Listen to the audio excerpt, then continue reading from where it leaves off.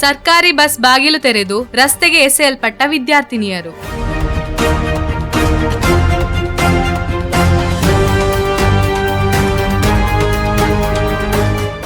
ಗೇರುಕಟ್ಟೆ ಸಮೀಪದ ರೇಷ್ಮೆ ರೋಡ್ನಲ್ಲಿ ಇಂದು ಸಂಭವಿಸಿದ ಅಪಘಾತದಲ್ಲಿ ಸಂಚರಿಸುತ್ತಿದ್ದ ಸರ್ಕಾರಿ ಬಸ್ನ ಬಾಗಿಲು ಆಕಸ್ಮಿಕವಾಗಿ ತೆರೆದ ಪರಿಣಾಮ ಇಬ್ಬರು ವಿದ್ಯಾರ್ಥಿನಿಯರು ರಸ್ತೆಗಪ್ಪಳಿಸಿ ಗಾಯಗೊಂಡಿದ್ದಾರೆ.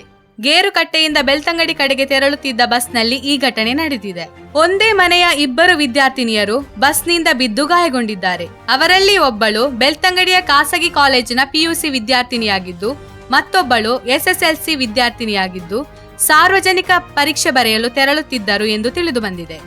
ಬಸ್ನಲ್ಲಿ ಅಧಿಕ ಸಂಖ್ಯೆಯ ಪ್ರಯಾಣಿಕರು ಇದ್ದ ಕಾರಣ ಓವರ್ಲೋಡ್ನಿಂದ ಈ ಘಟನೆ ಸಂಭವಿಸಿರಬಹುದೆಂದು ಶಂಕಿಸಲಾಗಿದೆ. ಗಾಯಗೊಂಡ ವಿದ್ಯಾರ್ಥಿನಿಯರನ್ನು ತಕ್ಷಣ ಖಾಸಗಿ ಆಸ್ಪತ್ರೆಗೆ ದಾಖಲಿಸಿ ಚಿಕಿತ್ಸೆ ನೀಡಲಾಗುತ್ತಿದೆ. ಘಟನೆಯ ಕುರಿತು ಹೆಚ್ಚಿನ ಪರಿಶೀಲನೆ ನಡೆಯುತ್ತಿದ್ದು, ಸಾರ್ವಜನಿಕರು ಸುರಕ್ಷತಾ ಕ್ರಮಗಳನ್ನು ಕಟ್ಟುನಿಟ್ಟಾಗಿ ಪಾಲಿಸುವಂತೆ ಆಗ್ರಹ ವ್ಯಕ್ತಪಡಿಸಿದ್ದಾರೆ.